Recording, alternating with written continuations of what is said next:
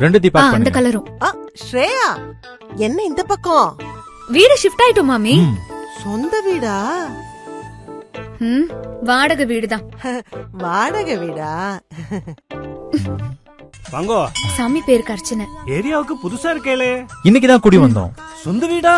வாடகை வீடு. ஏன் சாமி? வாடகை வீடு ஸ்வாஹா நன்னா மாட்டின்டா. தம்பி, ஆமா. சொந்த வீடு வாங்கலாமா? டவுன் பேமெண்ட் எவ்வளவு வச்சிருக்க? ஒரு 4 லட்சம். 4 லட்சத்துல இடமே வாங்க முடியாது, இதுல வீடா? இப்போ 4 லட்சம் முன்பணத்துல சொந்த வீடு வாங்கலாமே.